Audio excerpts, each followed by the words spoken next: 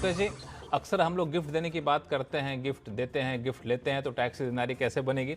एक मुद्दा जो आजकल काफ़ी तेज़ी से ट्रेंड कर रहा है वो है एचयूएफ को लेकर के। तो मेरा सवाल ये है कि एचयूएफ अगर गिफ्ट लेते हैं, मेंबर हो नॉन मेंबर हो, तो उस पर टैक्स की जिम्मेदारी क्या कहती है? लक्ष्मण जी, ये आपके सवाल का जो फोकस है, सबसे पहला पहलू तो ये है कि एचयूएफ जो है उसको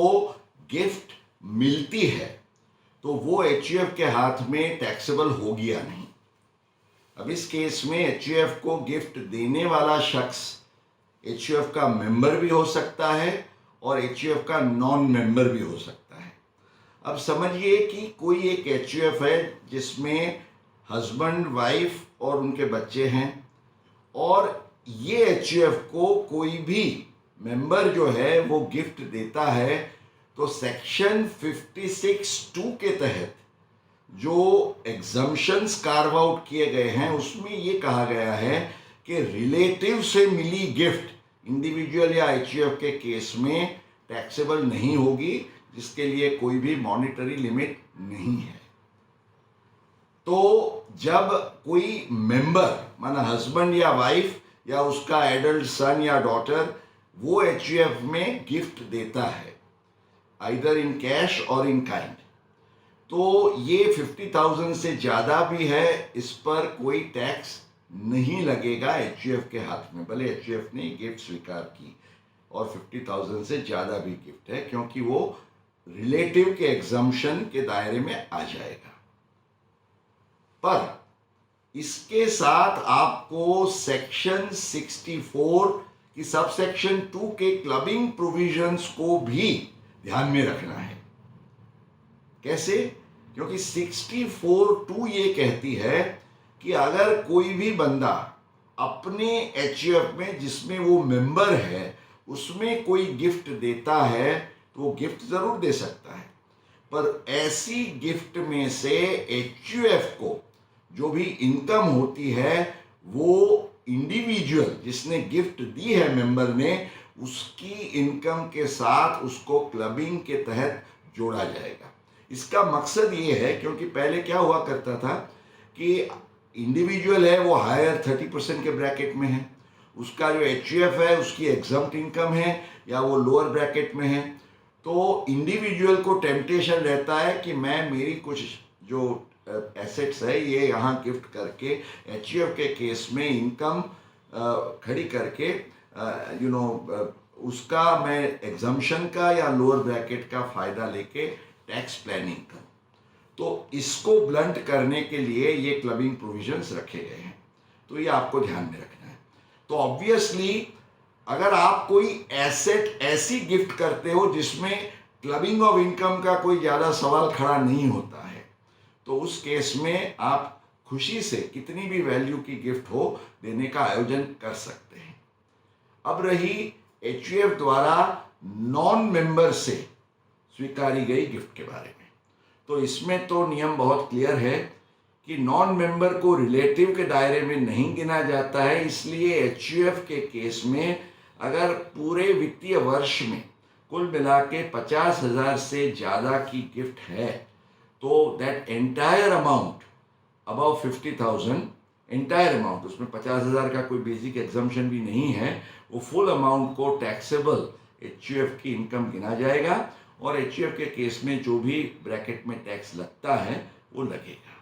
अब एचयूएफ गिफ्ट देता है तो उस केस में भी HUF may give a gift to a member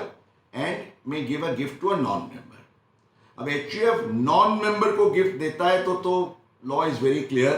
कि जो नॉन मेंबर है जिसको एचयूएफ गिफ्ट देता है उस केस में तो नॉन मेंबर को ऑब्वियसली रिलेटिव से मिली हुई गिफ्ट नहीं है, इसलिए उस पर टैक्स लगेगा ही लगेगा, ये 50,000 के रूल के दायरे में। अब जब एचयूएफ अपने मेंबर को गिफ्ट देता है तो that is the most interesting question कि what will be the tax implication as far as the member is concern. अब इसमें incidentally there are two views. Income tax appellate tribunals के कुछ अगर डिसीशंस की ओर हम नज़र करें तो there is one school of thought जो ये कहता है कि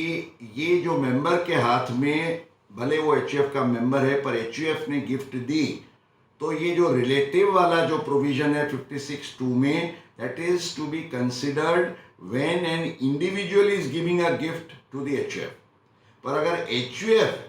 अपने मेंबर को गिफ्ट देता है तो ये ट्रिब्यूनल ने ये कहा है कि इसको हम सेक्शन 56(2) के तहत रिलेटिव के एक्सेप्शन में एग्जम्प्ट गिफ्ट नहीं एक्सेप्ट करते हैं। Of course, there are other tribunals also which have taken a view कि नहीं, ये 56(2) के दायरे में ज़रूर इसका एग्जम्पशन का फ़ायदा मिलता है, और उन्होंने एक स्टेप आगे जाते हुए एक ऑल्टरनेट व्यू ये भी लिया है कि सेक्शन 10 के तहत उसकी जो सबसेक्शन 2 है, इसमें ये कहा गया है कि अगर आप मान लो कि इसको इनकम गिनते हैं, पर एक कंटेंशन आप ऐसा लीजिए कि भाई 56(2) में आप इसको एग्जम्प्ट नहीं गिनते, कोई बात नहीं है, पर ये जो सेक्शन 10(2) का प्रोविजन है उसमें ये कहा गया है कि where an individual has received anything from the HUF और out of the income of the HUF, तो that is treated as exempt. जैसे हम जानते हैं कि एचयूएफ के केस में पार्टीशन होता है, पार्टीशन पर मेंबर को कुछ एचयूएफ का ही प्रॉपर्टी में से शेयर मिलता है तो उसमें कोई टैक्स नहीं लगता है, it is treated as completely exempt, though that partition because partition is not considered as a transfer, पर वो तो पार्टीशन की बात हुई। इन अ नॉर्मल कोर्स जब एचयूएफ सालों साल मान लीजिए अपने मेंबर्स को कुछ देता है, तो अगर 56(2) को हम एक और से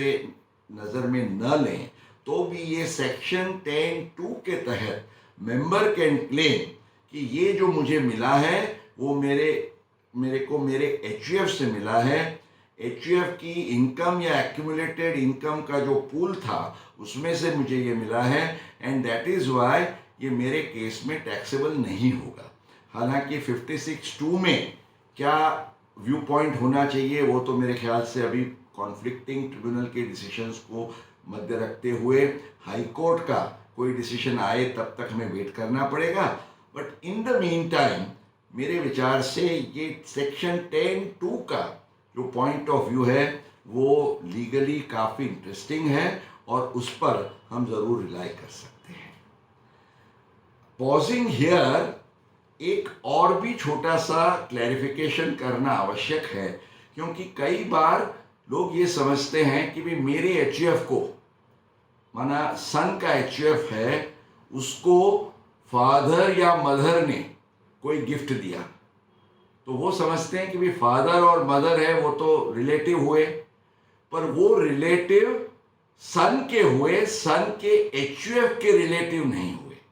क्योंकि रिलेटिव की जो डेफिनेशन है वो क्वा दी एचयूएफ एंड इट्स मेंबर है।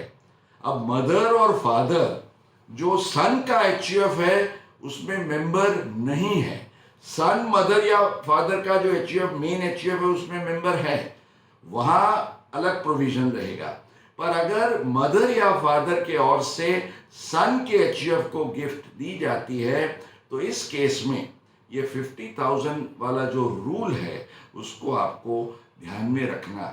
अति आवश्यक होगा।